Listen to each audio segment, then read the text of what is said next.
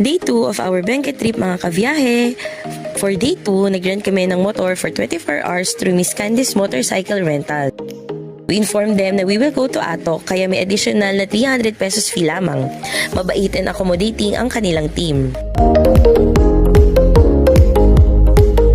Nag-food stop kami sa Rocky Nature's Coffee and Restaurant at grabe ang ganda ng setup ng kanilang place. Grabe din ang serving ng rice. Good for family ata to kahit na 2 servings lang ang aming kinuha. Savory ang sabaw ng order naming ulam and along highway lang ito.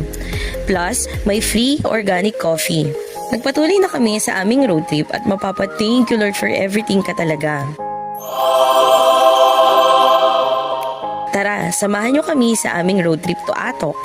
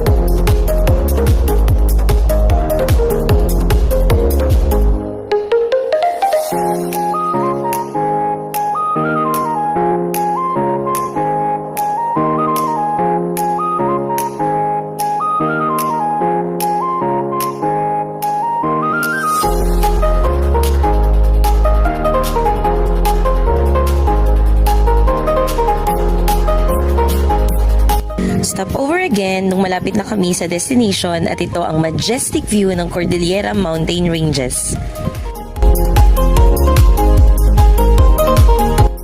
Hindi kami aware na close ang Northern Blossom Flower Farm every Sunday dahil nasa church daw sila. Nasa screen ang kanilang schedule. My love, I'll be dancing with silver forever.